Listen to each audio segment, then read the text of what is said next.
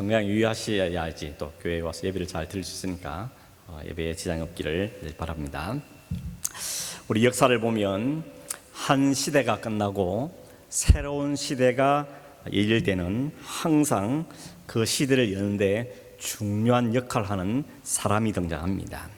성경도 마찬가지죠. 성경에도 물론 하나님께 직접 다 하실 수 있지만 하나님께서 새로운 시대를 여실 때 꼭 사람을 등장시켜서 그 사람을 통하여서 일하시는 것을 우리에게 보여주십니다.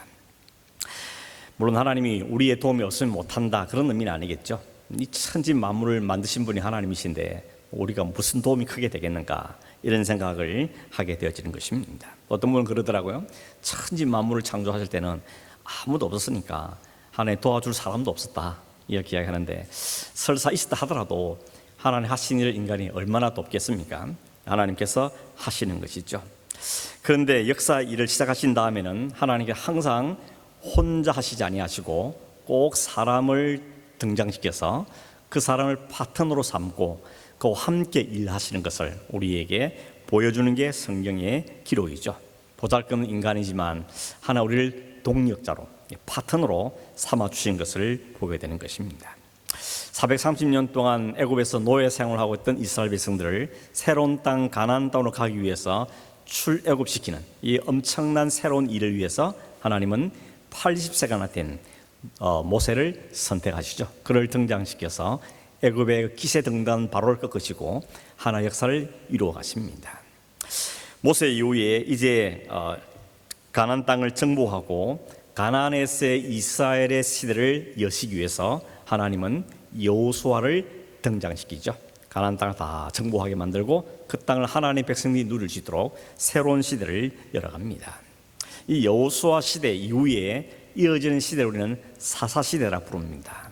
오늘 읽은 이 성경 이 사무엘상 1장의 내용은 그 사사시대가 끝날 점에 하나님께서 이 사사시대 이제는 막을 내리고 새로운 시대 왕정의 시대를 여시기 위해서 하나님이 계획하시는데 이 일을 위해서도 하나님이 한 사람을 등장을 시킵니다. 그 사람이 누굽니까? 사무엘이라는 사람이죠. 사무엘을 통해서 왕을 세우고 왕의 나라를 만들게 하는 이 중요한 일을 사무엘을 통해서 하게끔 하신 것이 하나님이 하신 일입니다. 물론 사무엘이 세운 그 왕은 다윗이었지만 그 다윗을 통해서 장차 하나님의 나라를 세우실 메시아를 엿보게 만들고 다윗 왕국을 통하여서 하나님의 왕국을 보게 하는 것이 하나님의 중요한 의도인 것을 성경은 우리를 알 수가 있는 것입니다. 오늘 생각하고 싶은 건 뭔가 하면 그 사무엘이 어떻게 등장하게 되었는가. 이 사무엘이 등장하기 위해서 하나님이 또 한 사람을 사용하셨는데 그 사람이 한 여인이었다는 것입니다. 그 여인의 이름은 한나죠. 한나라는 여인을 사용하십니다. 이 한나라는 여인은 드보라같이 무슨 여선이자거나 파워풀한 그런 능력 있는 여선이자가 아니었고 그저 아주 연약한 한이 많고 아픔이 있고 상처가 있는 그런 한 여인을 통하여서 하나님께서 위대한 사무엘을 탄생시키는 일들을 행하시는데 이 과정을 통해서 오늘 우리에게 주시는 교훈이 뭔가 하는 점을 오늘 생각해 보려고 합니다. 한나는 남편 이름이 엘가나죠. 엘가나 아내가 둘이나 있었는데 하나는 버니나 하나는 한나입니다. 버니나는 자식이 있고 한나는 자식이 없었다 그랬습니다. 그 당시 고대 사회는 자식이 없다는 것은 굉장한 핸디캡이죠. 굉장한 약점인 것입니다. 그러니 버니나가 한나한테 늘 구박을 줍니다. 애도 못 낳는 것이, 자식도 없는 것이, 이러면서 계속 구박을 주는 것입니다. 엄청난 무시와 조롱과 그리고 괴로움과 멸시를 당하게 되는 겁니다. 왜 이렇게 하는가? 왜 이런가? 이유를 우리가 읽지 않았지만 6절에 보면 여호와께서 임신하지 못하게 하셨다라고 말합니다. 그러니까 이 한나가 임신하지 못했던 것은 하나님께서 그 여인의 태를 닫았기 때문에 아기를 가지 못했다고 성경은 우리에게 이야기를 하고 있습니다. 왜 여인을 태를 닫으시고 임신하지 못하는 이 불임의 여인을 이 성경에 등장시키는가? 그게 중요한 이유가 있습니다. 이 모습이 이스라엘의 영적인 모습이기 때문에 그렇습니다. 아이를 낳을 수 없는 정상적인 여인이라면 아이를 낳고 가정을 풍성하게 만드는 게 너무 당연한 일인데 그렇지 못한 고통과 괴로움을 당한 그 여인을 통하여서 지금 이스라엘의 책임, 이 사사 말기에 있는 이스라엘의 영적인 형편이 바로 그렇다는 겁니다. 하나님이 풍성한 은혜를 주심에도 불구하고 하나님 기대하시는 영적인 열매를 맺지 못하고 아무런 영향력도 없는 그런 인생을 살고 있는 그런 영적인 상태를 자식을 가지 못한 불임의 여인을 통하여서 이스라엘의 영적인 주소를 고발하는 것이 하나님의 목적이라는 것입니다. 하나님을 떠난 백성이기 때문에 자기 마음대로 자기 소견에 오라던 시대이기 때문에 하나님이 기뻐하시는 열매는 없고 거기에 다 메말라버린 상태인 것을 보여주는 것입니다. 그리고 동시에 이 성경을 보는 우리에게도 질문하는 겁니다. 오늘 당신에게는, 나에게는 영적인 열매가 있느냐는 것입니다. 자연스럽게 맺혀질 하나님의 백성으로서 맺혀질 성령의 열매, 삶의 열매, 풍성한 은혜의 열매, 헌신의 열매, 이런 열매들이 과연 나에게는 얼마나 있는가 하는 것을 지금 묻고 계시는 것입니다. 여러분이 그 질문은 대답하셔야 되는 겁니다. 만약 그렇지 못하고 세상을 향해서 조롱과 멸시와 비웃음을 당하고 있다면 그 영적인 현실이 바로 이 사사시대의 영적인 현실이 바로 오늘 우리의 현실일 수도 있다는 것입니다. 엘가나라는 사람은 상당히 꽤 괜찮은 남편처럼 보입니다. 왜냐하면 아들 낳지 못하는 그 부인을 구박하지 않습니다. 오히려 배려하죠. 그리고 음식도 좀 더 챙겨주고 그리고 더 사랑하고, 이거 보면 상당히 괜찮은 남편인 것을 알 수 있습니다. 그런데 이게 오히려 번인나는 더 열받게 만들죠. 아니, 저 여자가 애도 못 낳는 여자인데 왜 저렇게 사랑하냐, 나를 더 사랑해야지, 나한테 더 잘해줘야지, 이런 마음으로 남편이 없을 때마다 이 한나를 구박하는 겁니다. 그 당시 아기를 못 가졌다는 것은 하나님의 관계가 끊어졌거나 하나님의 징계를 받아서 그렇다고 생각하기 있기 때문에 당신은 하나님의 벌 받은 사람이야. 하나님께 징계를 받은 주제에 무슨 남편 사랑을 받을 자격이 있단 말인가, 이러면서 계속 격동시키고 격분시키다 그랬습니다. 그 격분시키다는 뜻을 보니까 괴롭힌다, 약 올린다, 혹은 슬프게 만든다, 충동질한다, 화나게 한다, 이런 단의 뜻을 가지고 있습니다. 이 한나의 고통은 지금 자식이 없는 것도 큰 고통인데 그 번인나가 계속 충동질하면서 비난하고 조롱하는 것이 때문에 엎친 데 겹증으로 마음의 상처와 고통이 훨씬 더 심했던 것이죠. 그러면서 하나님께 호소하는 거죠. 하나님, 진짜 내가 하나님께 버림받은 건 맞습니까?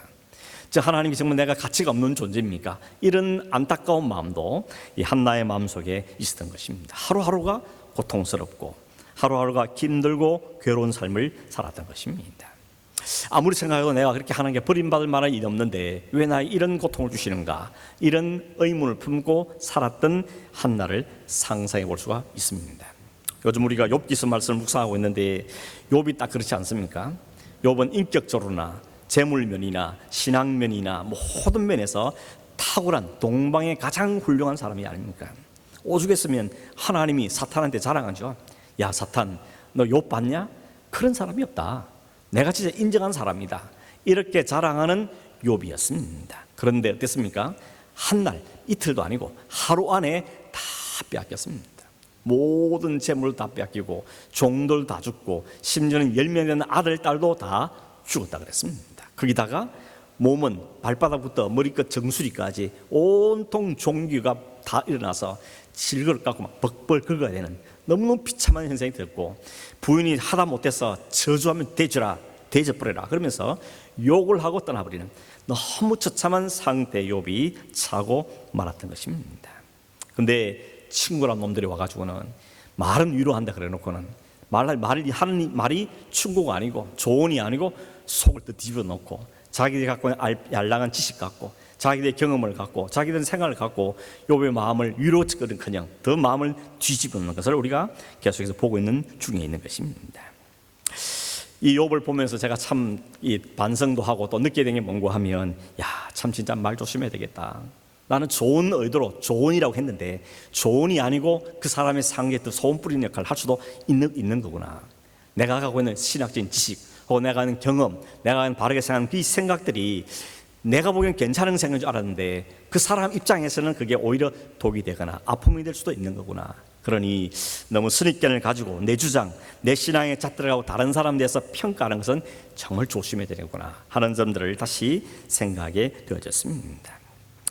자기가 알고 경험한 것이 옳을 수도 있겠지만 그냥 그것을 일반화시켜서 다 나처럼 해야 돼, 다 내 생각 같아야 돼, 그것은 조심해야 될 부분인 것을 보게 되고, 말 한마디가 결국 친구의 마음을 더 상하게 만드는 걸 보면서 야, 이거 정말 사소한 말 한마디도 늘 생각을 좀 깊이 해야 되겠구나, 이런 마음을 가져보게 되는 것입니다. 우리의 관계가 깨지는 이유가 큰 거 아니지 않습니까? 가정에 분란 일어난 것도 큰 거 아니죠. 사소한 건데 조금만 배려하면, 조금만 더 섬세하면 문제가 안 생길 것도 말 한마디 때문에 혹은 행동 하나 때문에 오해를 사고 하는 경우들이 얼마나 많은지 모릅니다. 저도 마찬가지입니다. 사소한 것 때문에 마음이 상하고 불편해지는 일들이 생기는 것입니다. 교회 안도 마찬가지겠죠. 교회 안에도 내 주장, 내 생각이 다 있겠지만 그때 내 주장, 내 생각을 너무 내세우다 보면 그것이 오히려 다른 사람에게는 상처가 되도 있는 것을 우리가 보게 되는 것입니다. 목사님 이래야 되는 거 아닙니까? 목사님 교회는 이래야죠. 이렇게 말할 때 그 말을 충분히 듣지만 그 말이 진짜 하나님의 말씀에도 맞는 건가 하는 걸 우리는 생각해 볼 필요가 있는 것입니다. 말하는 분도 마찬가지죠. 내 생각에 이게 맞는 것 같은데 그러나 이것이 하나님께도 맞는 것인가 하는 것을 잘 살펴보고 하는 태도가 우리에게 중요하겠다 하는 것을 욥기서를 묵상하면서 계속해 드는 마음의 생각인 것입니다. 오늘 1장에는 한나가 울었다는 표현이 계속 나오죠. 울었다. 자식이 없어서 울고, 버린 나가 계속 괴롭히니까 또 울고, 남편이 위로해주면 그게 진짜 위로가 안 돼서 또 울고, 심지어는 예배드리러 가서 거기서 또 마음이 괴로워서 울고, 통고하면서 울고, 먹지도 않고 울고, 계속 울고 있습니다. 울 수밖에 없는 상황이었던 것이죠. 그런데 오늘 같은 성경 본문이 마지막 절 18절 끝에 가보니까 놀라운 말씀이 있죠. 가서 먹고 얼굴에 다시는 근심의 빛이 없더라 라고 마치고 있습니다. 울다가 통곡하고 기도하는 한나였는데 마지막 보니까 이젠 더 이상 근심의 빛이 얼굴에서 사라졌다는 것입니다. 울음을 그쳤다는 거죠. 얼굴빛이 돌아왔다는 겁니다. 기쁨이 생겼다니, 희망이 생겼다는 것입니다. 오늘 왜 이런 일이 생겼는가, 이 과정에 무슨 일이 벌어졌는가 하는 점도 우리가 좀 더 주의 깊게 보기를 원하는데, 어떻게 괴로움과 탄식과 통곡이 평안으로 바뀌고 그렇게 수심이 가득 찼던 울음투성이었던 얼굴에 근심빛이 사라지고 오히려 그런 희망이 생기게 됐을까? 그 과정이 뭔가 하는 것입니다. 우선 오늘 읽었던 9절에 보면 한나가 실로에 올라갔다라고 이야기하는데, 실로는 하나님의 언약궤를 보관한 장소가 실로였습니다. 그리고 여기서 백성들이 모여서 하나님께 제사를 드리는, 예배를 드리는 장소였습니다. 항상 제사 드리는 날 되면 사람들은 자기 성을 두고 실로에 다 모여서 거기서 예배하고 하나님께 제사를 드렸다는 것입니다. 아마 한나도 그 가족과 함께 여러 차례 해마다 그날이 되면 그 실로에 올라가서 하나님께 예배하고 제사를 드렸던 것입니다. 그런데 10절에 보니까 그때마다 한나는 그 실로에 가서 기도를 하는데 어떻게 기도하는가 하면 마음이 괴로워서 기도하다고 합니다. 요 앞에 통고하며 기도했다고 이야기를 하고 있습니다. 여러분, 마음이 괴로우면, 너무 힘들면 우리 성도는 할 수 있는 게 딱 하나밖에 없는 것 같습니다. 기도하는 것. 다시 말하면 하나님 앞에서 엎드린 것. 그것이 우리가 할 수 있는 최선의 방법이라는 것입니다. 여러분, 한나의 기도는 고상한 기도 아닙니다. 논리적이고 순수적이고 남을 갚는 그런 기도 아닙니다. 그냥 괴로워서 마음의 자기 고통을 토하면서 통고하면서 하나님께 기도했다고 이야기하고 있습니다. 그러니 다른 사람 보기에는 오해를 샀죠. 15절에 보면 엘리사장이 한나가 기도하는 거 보면 뭐라 그랬습니까? 입술은 들썩 움직이는데 소리는 안 나고 얼굴은 벌겋 상기있고, 그러니까 야, 너 술 취한 거 아니냐, 포도주 끊어라. 엘리사장이 그렇게 말하는 장면이 나오는 것이죠. 이것도 참 문제가 있는 게 뭡니까? 엘리가 제사장인데 제사장 정도 되면서 성도와 기도하는데 그게 술 취한 건지 기도하는 건지 은혜가 충만한지 구분도 안 하는, 못 되는 그런 것이 엘리의 모습입니다. 왜 이를 보여준 것 같습니까? 제사장 이 모양이니까 그 사회가 어떻겠냐는 걸 우리 보여주는 것이죠. 이 하나님을 떠난 백성들, 하나님의 관계가 끊어져버린 백성들, 영적인 분별력을 다 상실한 이 백성들의 모습을 엘리 제사장을 통해서 보여주는 것이죠. 그 아들은 더했죠. 두 아들놈이 둘 있었는데 하나님께 드린 제사를 멸시했지 않습니까? 갈고리를 가져다가 막 고기 건져가 버리고 막 이런 못된 짓을 하는 것이 바로 이 당시의 모습이, 그게 통용되고 있다는 것은 그 사회가 얼마나 엉망진창인 것을 우리에게 보여주는 것입니다. 우리가 깊게 생각할 것은 한나를 기도하는 자리로 몰아간 사람이 누구냐, 무엇이 그를 기도의 자로 몰아갔느냐 하는 것도 우리가 관심을 가질 필요가 있는데, 한나를 기도하게 만들었던 요소가 아들이 없다는 것도 있지만, 또 하나는 그 버닌나에 격분시키는 거죠. 늘 괴롭히니까, 도무지 괴로워서 못 견디니까 그걸 가지고 하나님께 가서 하소연을 하고 있다는 것입니다.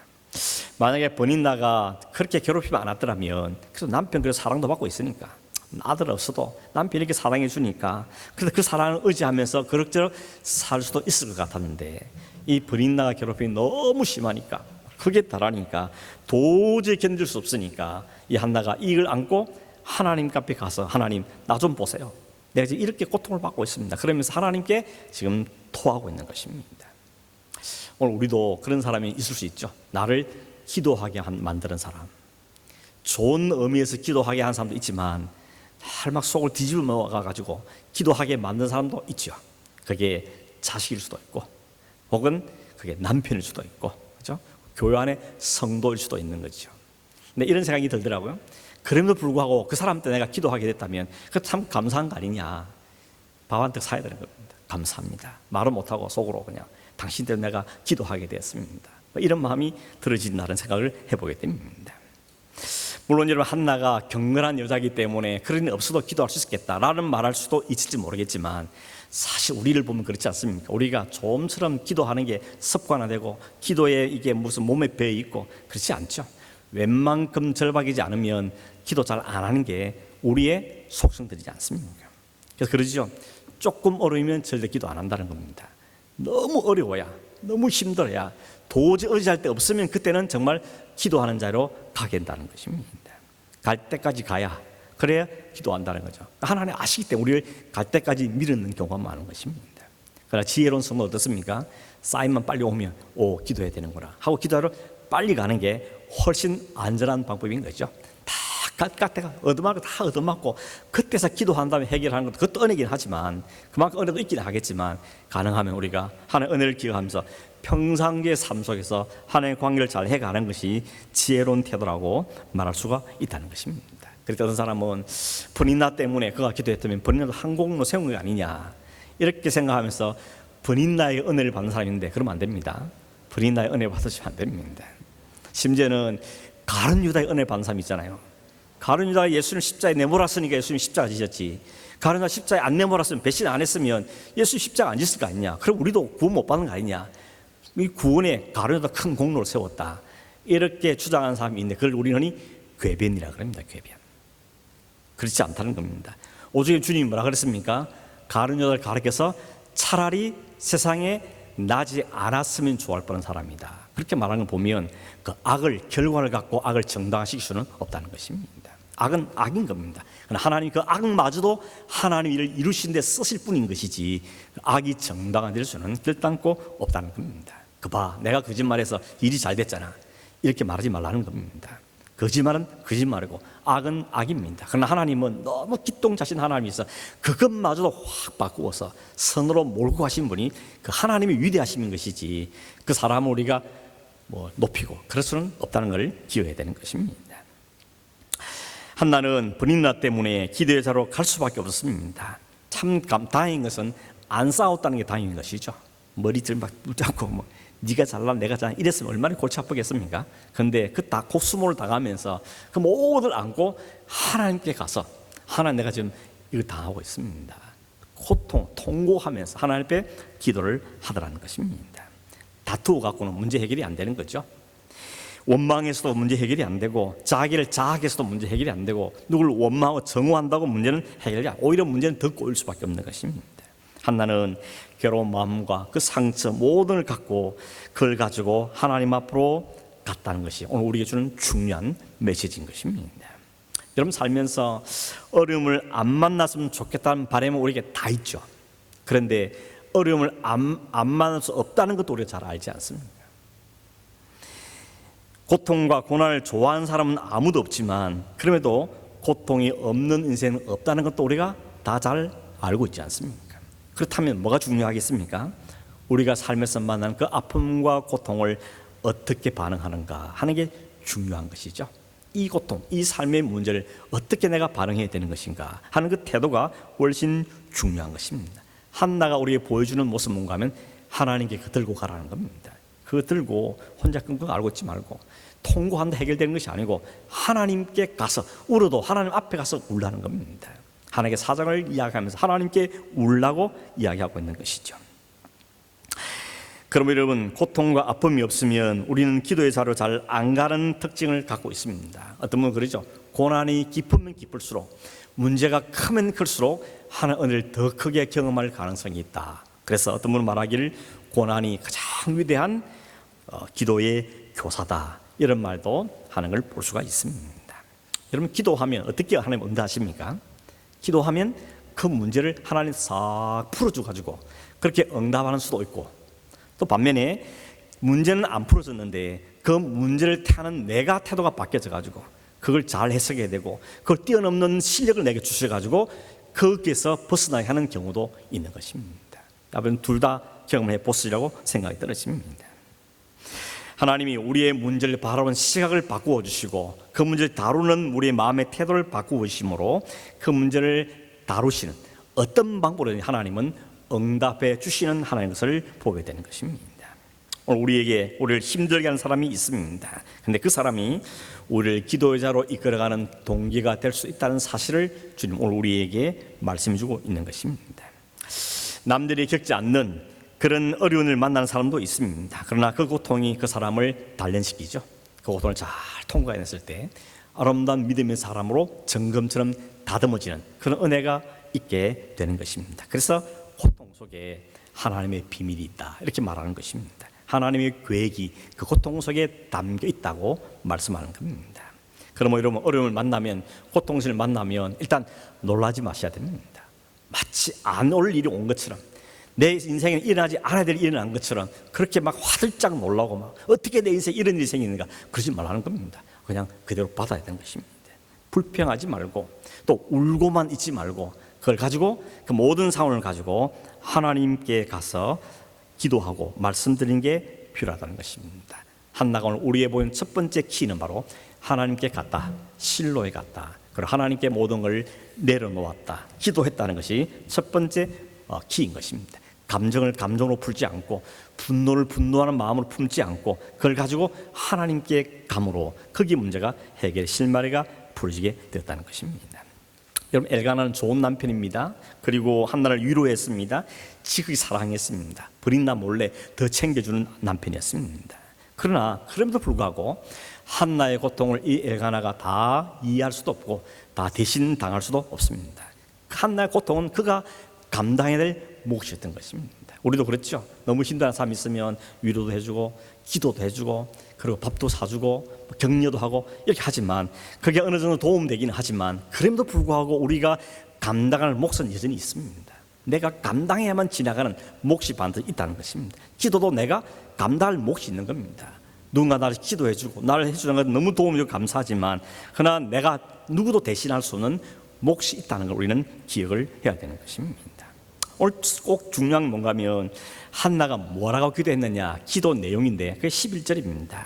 11절 말씀 제가 다시 읽어드리면, 만군의 여호와여, 만일 주의 여종의 고통을 돌보시고 나를 기억하사 주의 여종을 잊지 아니하시고 주의 여종에게 아들을 주시면 내가 그의 평생의 그를 여호와께 드리고 삭도를 그의 머리에 대지 아니하겠나이다.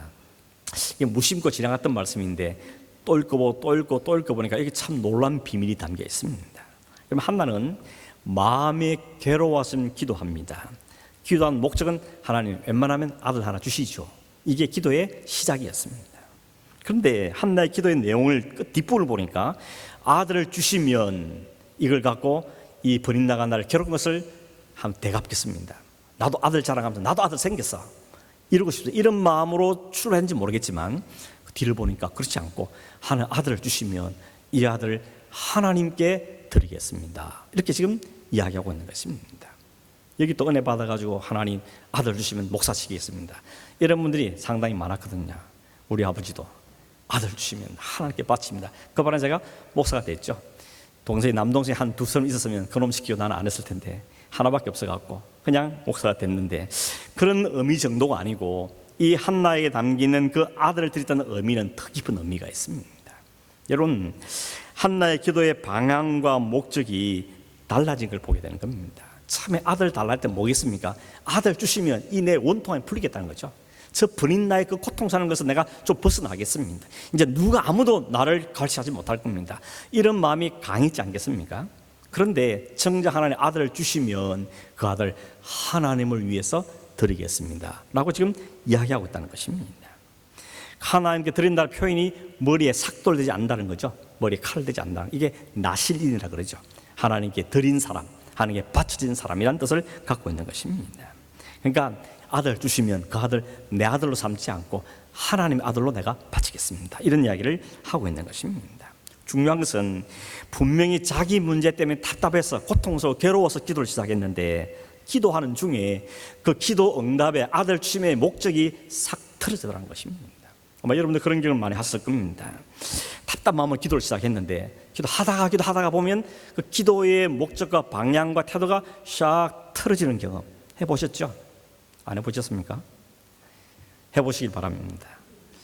너무 이 문제에 너무 고민이 너무 많이 돼 힘들어서 하나님께 기도했는데 기도하다 보니까 하나님의 마음을 좀 알게 되고 이해되고 그러면서 기도의 방향이 내가 원하지 않는 방향으로 틀어지는 이런 일들을 우리는 경험하게 됩니다. 누가 경험하는가 하면 기도하는 사람이 경험합니다.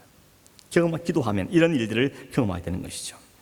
그는 나도 아들 낳아서 나를 저렇게 괴롭히는 번날부터 좀 떵떵 소리도 치고 열등감에서 벗어나고 그렇게 그러고 싶은 마음이 있었겠지만 그가 하나님 아들을 드리겠다고 말한 그 동기가 뭘까 곰곰이 한번 생각해 보니까 그가 이날 처음 기도한 거 아니거든요. 오늘 성경에 뭐랬습니까? 제사를 드릴 때마다 실로 올라갔고 그때마다 하나님 앞에 이 고통을 갖고 하나님 앞에 기도를 해왔다는 것을 알 수 있습니다. 오늘도 기도하고 내년에 또 기도하고 이 기도를 여러 차례 기도하고 있는데 기도를 하면서 뭘 알겠는가 하면 하나님의 마음을 알게 됐다는 것입니다. 어떤 마음일까요? 한나가 아들을 못 낳는 그 고통, 아들을 낳는 게 너무 정상이고 당연한 건데 불구하고 아들을 낳지 못해서 마음이 힘들고 고통스러운 그 고통이 하나님의 마음인 것을 알게 됐다는 겁니다. 아까 말씀드렸죠. 이스라엘의 영적인 상태가 생산하지 못하는 불임의 상태에 되는 이 영적인 상태, 이 하나님의 마음이고 그 이스라엘 보면 하나님 마음이 안타까워서 새로운 시대를 준비하며 이 시대를 위해서 사무엘을 하나님이 준비의 과정 가운데 있다는 것입니다. 한나는 자기 기도 때문에 시작했는데 기도하다가 하나님 마음을 엿보기 시작했다는 것입니다. 놀랍게도 기도한 중에 하나님 마음과 통하게 된 거죠. 엘리사장이 술을 끊어라, 포도주 끊어라 했을 때 이 한나가 뭐라 그랬다 그랬죠? 내가 술 취한 게 아니고요, 하나님께 내 심정을 통한 것 뿐입니다 말합니다. 내 답답한 심정, 내 힘든 심정을 하나님께 지금 토로한 것 뿐입니다. 그런데 하나님께 토로하다가 하나님의 그 안타까운 마음도 그가 알게 됐다는 것입니다.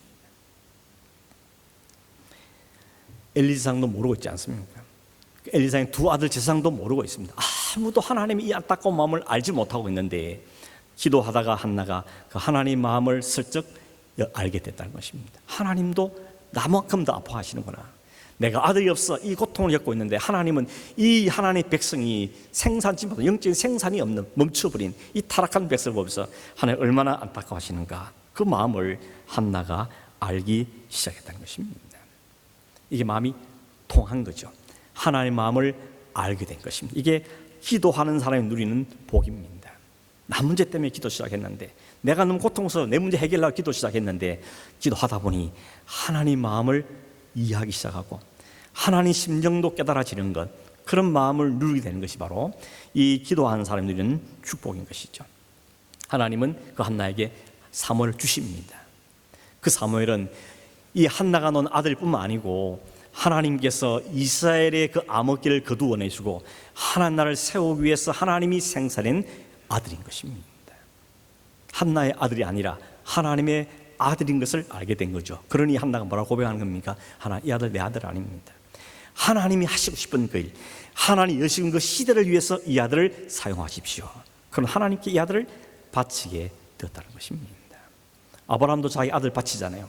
하나님 네 아들 바쳐 그랬으니 하나님께 기꺼이 하나님께 바치려고 그럽니다.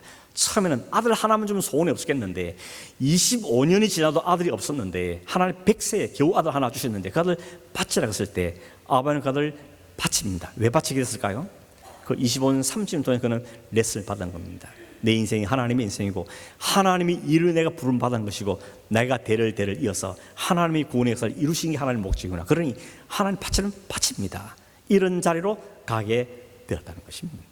이게 기도하는 사람이 누리는 엄청난 축복이라는 우리에게 알려주고 있는 것입니다.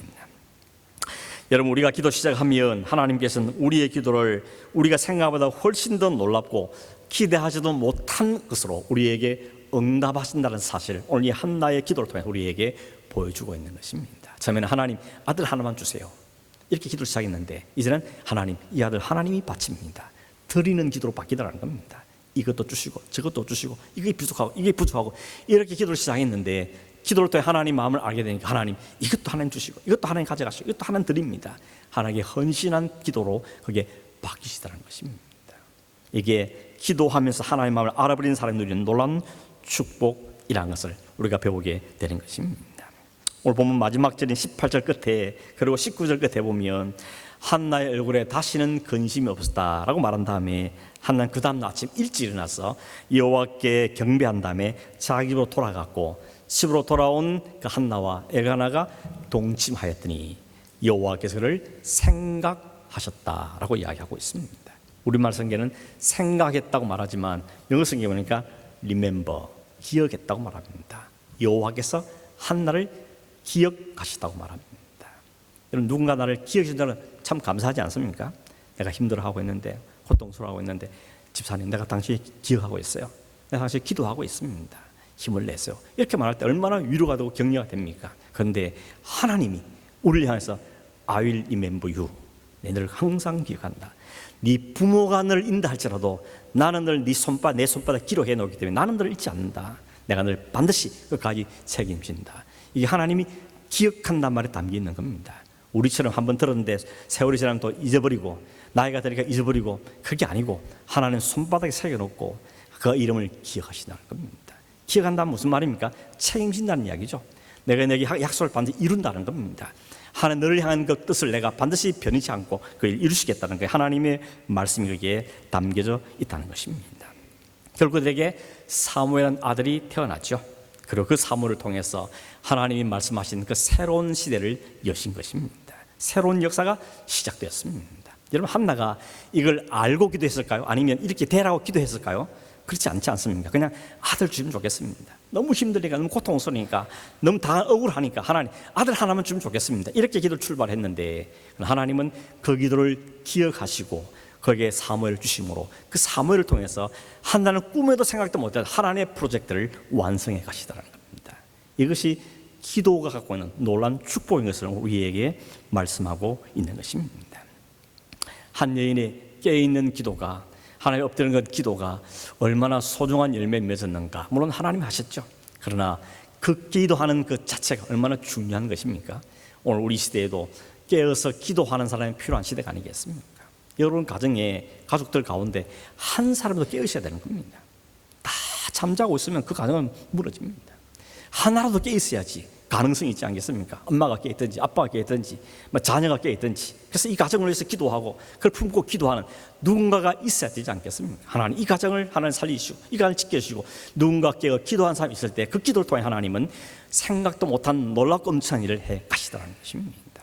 교회도 마찬가지겠죠. 다 자면 어떻게 합니까? 깨어있는 사람 있어야 되죠. 새벽에 나와서 좀 깨어 있으시고 수요일 나와서 깨어 있으시고 이 예배도 깨어 있는 사람 있어야 교회가 살아가는 것입니다. 저부터 깨어있는 사람이 되기를 소망하고 여러분도 내가 이 가정을 위해서 교회를 위해서 이 시대에 서 깨어 있어야 되겠다, 기도하는 사람이 되어야 되겠다, 이런 결심들이 있기를 바라고 번이 나가는 존재 때문에 어쩔 수 없이 기도를 내몰렸지만 그러나 그 과정을 통해 하나님을 알게 되고 하나님 마음을 이해하게 되고 하나님 기뻐하시니 자기와 자기 아들을 하나님께 기꺼이 헌신한 이 놀라운 역사들이 오늘 그냥 성경 이야기 말고요, 오늘 여러분 가정에 여러분 삶에도 이런 역사 일어나길 바랍니다. 저에게도 이런 역사 일어나서 하나님 이 한나를 통해서 새로운 시대를 여셨다 그랬는데 내가 그렇게 쓰임받을 줄은 잘 모르겠지만 하나님 하나 하신 일에 저도 좀 한 달이 끼게 해주십시오.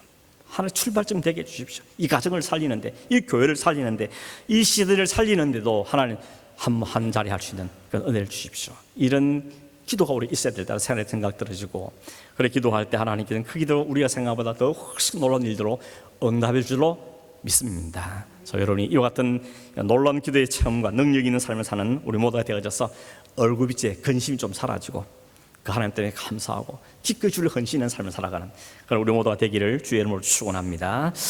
고마우신 하나님 아버지, 오늘 이 한나의 모습을 통해서 우리의 영적인 실체를 보게 해주시고 무엇이부터 틀어져 있는지 어디서 다시 시작해야 되는지를 알게 하신 것을 감사함을 드리고, 그 연약한 한 여인의 통곡의 기도를 통해서도 하나님 새로운 시대를 열고 새로운 사람을 만들었었는데, 오 하나님 이 시대에도 그와 같이 하나님 기도하는 사람을 찾고 하나님의 통곡하며 부르짖는 사람을 찾고 하나님 마음을 알게 될 사람을 찾는 것을 바라봅니다. 오 하나님, 우리가 엎드려 기도할 때 다 알지 못해도, 아니 조금밖에 알지 못해도 하나님 이미 큰 계획을 세우시고 그 일을 이루어 가시는 것을 오늘 우리에게 보게 하셨으니, 주님 우리도 한나 같은 기도의 사람들이 되게 하여 주옵시고, 기도의 비밀을 갖는 사람이 되게 하시고 기도의 능력을 체험하는 저들이 되게 하여 주시며, 우리의 응답하시 역사는 그 하나님 때문에 감사하는 인생을 살게, 우리의 인생에 근심이 사라지고 감사와 은혜가 충만한 삶을 살게 하여 주시옵소서. 그러고 하신 예수님의 이름으로 기도하옵나이다. 아멘.